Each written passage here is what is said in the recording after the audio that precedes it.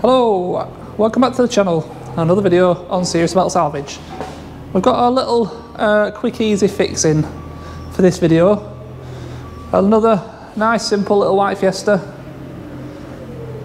They're great to do now and then. Nice little easy jobs, don't cost a lot, and they're easy to sell as well. I got another nice easy quick fix as well. Clio. So the next two videos I think are going to be these two. Well actually I don't know because I need to paint a bumper for this Fiesta. So you may see the Clio before you see the Fiesta, I'm not too sure yet, we'll see how we get on. But yeah, I'll just spin round and show you what I've got I think. So a white Fiesta, nothing special, man, they're nice enough. Like I said, they're great cars to get in and fix. This one is a 2015, so latest one. It is a titanium. It's got alloys, nice silver trim. I mean, yeah, it's a nice enough car. It's all right. 1.25 petrol in this one. Inside's relatively clean. It's a little higher mileage than I would usually go for, but I mean, 68 or just about to touch 69 isn't bad. It's still a sellable mileage. It's still all right. And yeah, inside here is clean. And bonus as well, we've got a fully stamped service book up to August last year when it was serviced on. Let me just have a look. I don't want to show the stamps because obviously they have phone numbers on, don't they, and stuff. Let me just have a look and have a quick check what mileage it was. I know it's due. 51, yes, it says it's due 64,000 October 22, so it's actually, it's just November, I get that, and a little bit over its mileage really. So it'll get a service whilst it's in our ownership. Just the one key, no issue starting up, starts up, no problem at all, it runs and drives, engine sounds great. All the usual stuff inside here. Yeah, it's a good car. It's an all-round good car. Pretty clean on the outside. Not really any well, there is no dents, no scratches. It's literally just the damage that it went into the yard. Well, the crash damage that happened in the accident. It's just this front end. It's been quite low down, the damage, because as you can see over there's a pair of headlights. They were in the boot, so that's always a bonus when you get parts in the boot. And yeah, the bottom of the front panel is just missing completely. So it's gone over something. Luckily no damage to the bottom of the engine. There's no marks under there or anything. Like I said, it runs and drives. It's full of oil. So we literally want complete front panel with rad pack and a bumper. Even the bonnet's untouched, so it's one of them really easy fixes. So we've got here a front panel and we've got a bumper. Believe it or not, white parts or white bumpers for these Mark 7.5s are very hard to come across. All the ones on eBay are either the silly money, like 400, 450 quid for a bumper for a bog standard Fiesta. They're having a laugh. Or like there's ones over £200 with damage. Yeah, and they strip them as well, so you get no grills and you start adding the bits up. So I got this blue one from a local guy. It's scratched, but that doesn't matter because I'm going to paint it obviously. But it's got all the grills. It's complete. It's got the spots, the grills, everything, and it's not damaged. They're just storage marks. So it'll just be a nice easy rub down, a prime and a paint. And I've got some frozen white Ford paint that we used on the 67 plate white Fiesta we did, and it was a really good match. So that shouldn't be an issue. It's the only part we're going to paint, the bumper. And yeah, like I said, really easy, nice, easy fix. So we're going to now get this stripped off. I'm not expecting to find anything behind. Like I said, it's quite low down, so there was no potential damage to the inlet manifold like we had on that 63 plate that we did. But yeah, the plan is to kind of get the front end swapped over, can plonk the headlights back in it, and then it's going to be a case of getting the bumper painted. Needs an MOT, and like we'll service it as well, and it'll be ready enough down the road hopefully in just a few days. So let's get this front end ripped off. Right, before I start, what I might do on this one, getting a few comments recently about the music and the amount of time lapse. It is difficult, I know. I'll change the music and other people won't be happy with that music. I get it, you know, I get it. So this video, let's do no time lapse. I'll try to explain what I'm doing. I can't obviously do it in real time on the camera because you're going to be sat there for 3 hours watching my video, and I don't think you want to do that. So we will run through exactly what I need to do to get this front panel off. There it is, and it's nicely charged up as well. I forgot his name, but a subscriber bought me this a while back. I use it a lot. Can't remember his name now, which is a bit embarrassing, but thank you Ian for getting it me. I do use it. So right, front panel. So we've got wiring, obviously. We've got wiring to the horn, we've got to disconnect and pull it off that.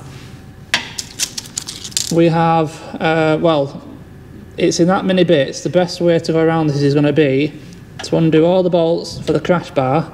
There's 4 bolts on both sides, and then just let it hang off and undo whatever's holding it in place. We're going to have a plug for the fan housing that powers the fan down there. We have this loom up here that feeds the crash sensor and the sensor to say that the bonnet's shut. So we have to disconnect that. And then obviously we've got the plumbing for the air conrad, and we've got the plumbing for the radiator.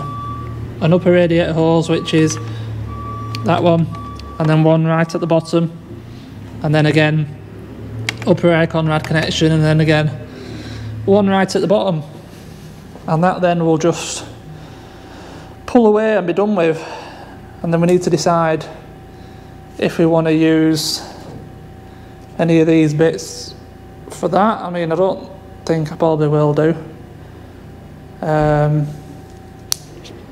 So yeah, that'll sort that out.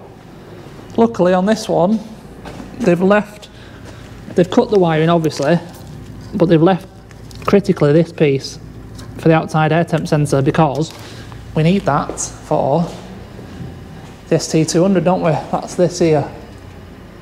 So that'll give us that. And just on that topic, that's the wiring there for the seats for the ST200. So we're all good with that. I need to put them in obviously, make sure that's all working. Right, I'll get this front end off and we'll have a little look behind, make sure there's nothing going on. Right, well, after telling you how I was going to do it, I decided to do it in a completely different way. I decided I didn't want to use the crash bar that they supply because it's horrible and rusty, and mine's a lot better. So I've left my crash bar on. What that gives us is the exact right positions for all these fixings. So we should have no issues with bonnet, headlight, that kind of stuff. Alignment, it all should just be perfect because we're not altering the crash bar, which is basically the positioning of all your rad pack, and your headlights fit to your rad pack, your bonnet shuts onto your rad pack, so that's going to help a lot. So instead I obviously just got all the bits off in pieces, radiators over there, and then I've stripped down the new one so it's just the rad pack, no crash bar, and we're going to drop that down there. Well, that is the plan, so hopefully that slots in there okay. We can fix up all the bits and pieces. They sit onto here with them, and then they screw through there with them, and that's it. It's pretty simple. So I'll get that back in place now. Okay, we're back together. All the front panel and rad pack now is back in. We've plumbed it all back up. I haven't plugged that in, have I? this is the plug for the aircon. If I can reach around and get it on, I'll do it now. Where is it? There. Sorry if you're just looking at a load of nothing.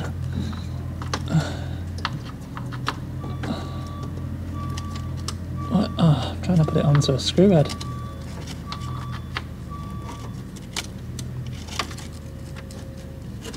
There it is. No, I can't do it right now. I can't do it. I'll do it after. Yeah, we're at the point where we need some coolant in the radiator. Everything's plumbed up. So I've got it here. Let's start putting it in. And fingers crossed. Oh, they're a night. These lids. If this pops, the lid's separated inside. They're always doing these Fiesta ones.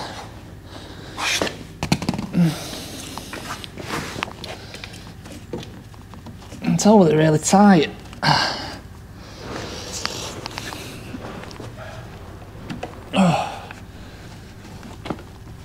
I'm struggling because I've cut inside of my hand.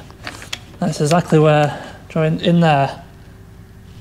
And I keep splitting it again. So I'm trying not to use this hand much.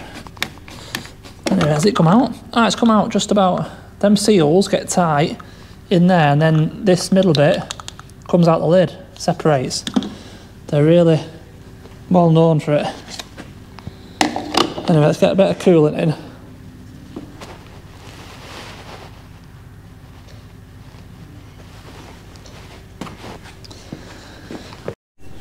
Yeah, sorry, let's get some coolant in.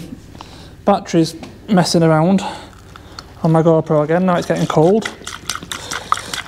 47%, it's trying to turn itself off for low battery.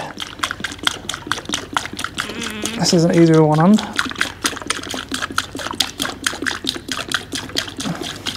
Oh, I'm gonna have to do that with two. Struggling. Yeah, so next up, I'll get some coolant in it, get it running, and whilst I'm running it up to temp, I'll put the headlights in. Very simple.